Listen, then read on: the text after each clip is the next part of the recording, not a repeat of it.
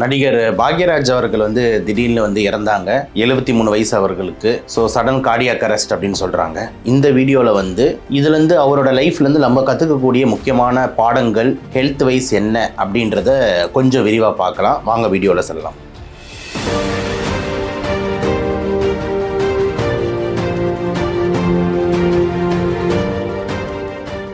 பெரிய ஒரு veteran director, அதே மாதிரி நல்ல ஆக்டர் நடிகர் பாக்யராஜ் சார் அவர்கள். முதல்ல அவர் இறந்ததுன்றது ரொம்ப நம்மளுக்கு எல்லாருக்குமே ஒரு மன வருத்தம் தான். அதில் எந்த மாற்று கருத்தும் இல்லை. 73 வயசு அவருக்கு ஆகுது. ரொம்ப யங் ஏஜ்னு சொல்ல முடியாது, ரொம்ப எக்ஸ்ட்ரீம் ஓல்டுன்னு சொல்ல முடியாது. 73 இயர்ஸ் ஆகுது. ரிப்போர்ட்ஸ் என்ன சொல்லுதுன்னா, ஒரு கல்யாணத்துக்காக போயிருந்தாங்க. ஸோ அப்போ அன்னைக்கு மார்னிங் வாக்கிங் போகும்போது திடீர்னு ஒரு நெஞ்சு வலி வந்திருக்கு. அந்த நெஞ்சு வலிக்கு அப்புறம் அவங்க ஹாஸ்பிட்டல் கூப்பிட்டு போகும்போது ஹாஸ்பிட்டலில் கார்டியாக் அரெஸ்ட் அப்படின்னு சொல்லிட்டு டெத்துன்னு சொல்லி டிக்ளேர் பண்ணியிருக்காங்க.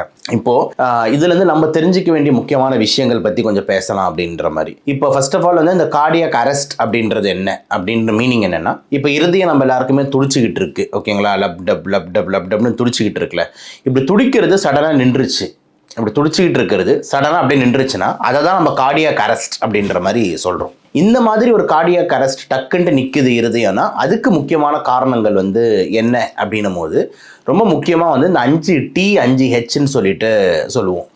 5T அப்படின்னா என்ன, 5Hனா என்ன அப்படின்னா, டி அப்படின்றது ஃபர்ஸ்ட் டி என்ன வருது அப்படின்னு பார்த்தீங்கன்னா டாம்பனேட், அதாவது இருதயத்தை சுற்றி நீர் கோக்குறது. ரெண்டாவது டி என்ன வருதுன்னா டென்ஷன் நியூமோதொராக்ஸ், அதாவது நுரையீரலை சுற்றி காற்று சேர்றது. மூணாவது டி என்ன டாக்ஸின்ஸ், அதாவது விஷங்கள், ஓகேங்களா? விஷம், பாம்பு கடியோ இல்லை விஷம் குடிக்கிறதோ, இது 3. நாலாவது டி என்ன வருதுன்னா த்ராம்போசிஸ் ஆஃப் பல்மனரி ஆர்ட்ரி. அஞ்சாவது D thrombosis of coronary artery. இப்படின்னா என்ன அப்படின்னா, இருதயத்துக்கு போகிற ரத்த குழாயில் ஒரு அடைப்பு. அதுதான் நம்ம என்னன்னு சொல்கிறோம்னா என்னது, த்ராம்போசிஸ் ஆஃப் கொரோனரி ஆர்ட்ரி. அதுக்கு இன்னொரு பேர் தான் என்னென்னா ஹார்ட் அட்டாக், அதாவது எம்ஐ, அதாவது மயோகார்டியல் இன்ஃப்ராக்ஷன் அப்படின்னு நம்ம மெடிக்கல் ரீதியாக சொல்கிறோம். ஸோ இந்த 5Tயில் அவருக்கு நடந்த டி என்ன அப்படின்னா, நம்ம லாஸ்ட்டாக பேசின ஹார்ட் அட்டாக், அதாவது த்ராம்போசிஸ் ஆஃப் கொரோனரி ஆர்ட்ரி அப்படின்ற மாதிரி நம்ம புரிஞ்சுக்கணும். இன்னொரு 5H என்ன, 5T சொல்லிட்டு 5H என்ன சடனாக அந்த ஹார்ட் நிற்கிறதுக்கு என்னும் போது லோ ஆக்சிஜன், அதாவது ஹைபாக்சியா. அதே மாதிரி பார்த்தீங்கன்னா லோ பிபி, அதாவது ஹைப்போடென்ஷன். ரொம்ப லோ சுகர்ஸ், அதாவது ஹைப்போகிளைசிமியா. பொட்டாசியம் அப்படின்ற ஒரு கெமிக்கல் ஏறுறது இறங்குறது, அதாவது ஹைப்பர் கெலிமியா அப்படின்ற மாதிரி சொல்லுவோம். இந்த மாதிரி H+, அதாவது அசிடோசிஸ். இந்த மாதிரி 5H ஒரு சைடு போயிட்டு இருக்கு. ஆனால் ரொம்ப முக்கியமாக பல பேர் இறக்கிறதுக்கு முக்கியமான காரணம் என்னவா இருக்குன்னு பார்த்தீங்கன்னா இந்த டி தான். அந்த டீல முக்கியமான டி என்ன டி அப்படின்னு பார்த்தீங்கன்னா, அந்த த்ராம்போசிஸ் ஆஃப் கொரோனரி ஆர்ட்ரி தான் முக்காவாசி டெத்துக்கு மெயின் ரீசனாக இருக்கு. சடன் கார்டியாக் அரெஸ்ட், அதாவது திடீர்னு இருதயம் நிற்கிறது அப்படின்னும் போது இந்த த்ராம்போசிஸ் ஆஃப் கொரோனரி ஆர்ட்ரின்னு சொல்லக்கூடிய இந்த ஹார்ட் அட்டாக், அதாவது மயோகார்டியல் இன்ஃப்ராக்ஷன் தான் மெயின் ரீசனாக இருக்கு. என்ன சார் பண்ணலாம், இந்த மாதிரி த்ராம்போசிஸ் ஆயிடுச்சுன்றீங்க, என்ன ரீசன்ஸ் அப்படின்னும் போது, இந்த இடத்துல நம்ம பல ரீசன்ஸ் நம்ம நிறைய வீடியோ பேசியிருந்தாலும் நம்ம கற்றுக்க வேண்டிய பாடங்கள் அப்படின்ற மாதிரி தான் இந்த வீடியோ நான் ஷார்ட்டாகவே கொஞ்சம் இம்பார்ட்டன்ட் கிறிஸ்பாகவே வைக்க விரும்புகிறேன். என்ன நம்மளுக்கு தெரியுது அப்படின்னும் போது, 70 வயசு 60 வயசு அப்படின்னு நம்ம சீனியர் சிட்டிசன் ஆகும்போது ஜென்ரலாகவே வயசு ரிலேட்டடாக கொஞ்சம் கொலஸ்ட்ரால் லெவல்ஸ் கூடலாம். வயசு ரிலேட்டடாக நம்மளுக்கு பார்த்தீங்கன்னா அந்த இருதயத்துக்கு போகிற ரத்த குழாய், உடம்புல இருக்கிற எல்லா ரத்த குழாயும் கொஞ்சம் ஸ்ட்ராங் ஆயிடலாம். ஸ்ட்ராங் இந்த சென்ஸ் எப்படின்னா ரத்த குழாய்க்கு இருக்கிற முக்கியமான தன்மை என்னன்னா ரொம்ப ஃப்ளெக்சிபிளாக இருக்கணும், அப்படியே வளைஞ்சு போகணும். ஆனால் அதெல்லாம் கொஞ்சம் அத்திரோஸ்க்ளிரோசிஸ்ன்னு சொல்லுவோம், அத்திரோஸ்க்ளிரோட்டிக்காக மாறிடும். கொலஸ்ட்ரால் லெவல்ஸ் ஏறும், வயசாக பிபி ஏறும், வயசாக சுகர் கொஞ்சம் கண்ட்ரோலில் வராது. இது எல்லாமே பார்த்தீங்கன்னா ஓல்டு ஏஜிங் ஆக இந்த ஏஜிங் ப்ராசஸில் ஒரு ஃபேக்டராக இருக்குது. இது கூட சேர்ந்து ஒரு ஸ்ட்ரெஸ்ன்னு ஒரு ஃபேக்டர் சேரும் போது பிரச்சனைகள் இன்னும் அதிகமாகிறது. ஓகே, இன்னும் ப்ராப்ளம் அதிகமாகிறது. அப்போது நம்ம முக்கியமாக பண்ண வேண்டியது, தெரிஞ்சுக்க வேண்டியது என்ன அப்படின்ற மாதிரி இருந்தால், இந்த 60+ன்றது ஒரு ரிட்டையர்மெண்ட் ஏஜ் அப்படின்ற மாதிரி எல்லாரும் சொல்லுவாங்களே, மேபி அதெல்லாம் நம்ம கடைப்பிடிக்கணும் போல். அதாவது நான் ரொம்ப நாள் தொந்தரவே இல்லாமல் வாழணும் அப்படின்ற போது இந்த ஒர்க் டென்ஷன்லேருந்து முதல்ல வெளியே வர்றது ரொம்ப முக்கியம்னு சொல்லிட்டு நான் பார்க்குறேன். ஸோ எவ்வளோக்கு ஏர்லியராக நம்ம ரிட்டையர்மெண்ட் ஆகிறோமோ, ஓகேங்களா, அந்த 60 இயர்ஸ்னும் போது அதுக்கப்புறம் கொஞ்சம் ரிட்டையர்மெண்ட் ஆகி அதுக்கப்புறம் நம்ம உடல் ஆரோக்கியத்துக்கும் மன ஆரோக்கியத்துக்கும் எவ்வளோ முக்கியத்துவம் கொடுக்குறோமோ அது இந்த மாதிரி ஹார்ட் அட்டாக்ஸை குறைக்கும் அப்படின்றது தான் நம்மளோட பார்வையாக இருக்குது. ஓகே, சின்ன பசங்களுக்கு வேற பேசலாம், என்ன அப்படின்னா தம் அடிக்காது, அடிக்காதீங்க, சரக்கு அடிக்காதீங்க, அதே மாதிரி வந்து வெயிட்லாம் கரெக்டாக பார்த்துக்கோங்க, இந்த மாதிரி பல பேசலாம். ஆனால் இப்போ இந்த மாதிரி வந்து 70 அப்படி 65 70 போது ஹார்ட் அட்டாக் வரக்கூடாத ஏஜ் கிடையாது, வரலாம். ஆனால் அப்படி வரும்போது நிறைய பேர் நம்ம வந்து மனசு ஏற்றுக்க மாட்டேன், என்னடா அது இறந்துட்டாங்களே அப்படின்னு சொல்லிட்டு இன்னும் ஒரு கொஞ்ச நாள் இருந்திருக்கலாமே அப்படின்றதான் நமக்கு தோணும். அப்படின்னு இருக்கும்போது அப்போ அவங்களுக்குலாம் முக்கியமான ஃபேக்டர்ஸ் என்னவா இருக்குது அப்படின்றது தான் நான் சொல்லக்கூடிய எப்பவுமே இருக்கக்கூடிய tension, stress, work related thinking, இந்த மாதிரி விஷயங்கள். இப்போ பாக்யராஜ் சார் எடுத்துக்கிட்டிங்கன்னா 60 வயசுக்கு அப்புறம் அவர் என்ன ரெஸ்ட் எடுத்துக்கிட்டு இருந்தாரான்னு கேட்டிங்கன்னா பெரிய அளவில் கிடையாதுன்னு தான் சொல்லணும். அதுக்கப்புறமா நிறைய ப்ராஜெக்ட்ஸ் வந்து பண்ணியிருக்காரு, நிறைய ஃபங்க்ஷன் போவார், பேசுவார், பல மேடைகள் பேச வேண்டியது இருந்தது. ஸோ இந்த மாதிரி விஷயங்கள் வந்து இருக்கும் போது வந்து அவங்களுக்கு எப்பவுமே வந்து ஒரு ஒர்க் திங்கிங், படங்கள் கமிட் ஆகிறது, படங்களை ப்ரொடியூஸ் பண்ணுறது, ஒர்க் திங்கிங். அந்த மாதிரி பல பேர் பல ஜென்ஸ் வந்து 60+ ரொம்ப உழைக்கிறாங்க, ரொம்ப ஒர்க் டென்ஷனில் வந்து எடுத்து போட்டு செய்கிறாங்க. ஆனால் என்ன நடக்குது அப்படின்னு பார்த்தீங்கன்னா உங்கள் உடம்பு அதுக்கு ஒத்து வைக்குமா அப்படின்னும் போது இன்னொரு சைடில் கான்ட்ராடிக்டரி பார்க்கும்போது உங்களோட ஏஜிங் நடந்திருக்கும். அதனால வந்து அந்த ஸ்ட்ரெஸ்ஸும் அந்த ஏஜிங்கும் சேரும் போது இந்த மாதிரி சடன் அட்டாக்ஸ் வர்றதுக்கு வந்து வாய்ப்பு இருக்கு. அதனால நம்ம என்ன பண்ணோம்னா 60 இயர்ஸுக்கு அப்புறம் வந்துட்டு இந்த வேலைகளை, பணி சுமையை அப்படியே குறைத்து கொண்டு முக்கியமான நல்ல உறக்கமான நல்ல அழகான தூக்கங்கள், ஃபேமிலியோட அழகாக ரொம்ப டைம் ஸ்பெண்ட் பண்ணுறது, ஒரு லீஷர் ஸ்பாட்ஸில் போயிட்டு ஜாலியாக தங்குறது, நல்லா உணவு முறையில் வந்து ரொம்ப அழகான உணவு வந்து எடுக்கிறது. இப்போ எக்ஸாம்பிள் வந்துட்டு நல்ல ஃபைபர் ஃபுட்ஸு, ஃப்ரூட்ஸு, வெஜிடபிள்ஸு, இந்த மாதிரி விஷயங்கள் எடுக்கிறது. ஃபாஸ்ட் ஃபுட் பக்கம் அவங்க வந்து ஓல்டேஜில் போகாமல் இருக்கிறது.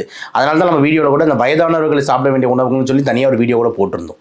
ஸோ இந்த மாதிரி உணவு வகைகளுக்குள்ளே அவங்க கொண்டு வர்றது, யோகா, கோயில், ஆன்மீகம், இந்த மாதிரி வந்து ஒரு நிம்மதியை தேடுகிறது, இந்த மாதிரி விஷயங்கள் உள்ள இறங்கினாங்க அப்படின்னா ஒரு பனி சுமை, ஒரு டென்ஷன், ஒரு ஸ்ட்ரெஸ்ஸு, இது எதுவுமே நடக்காது.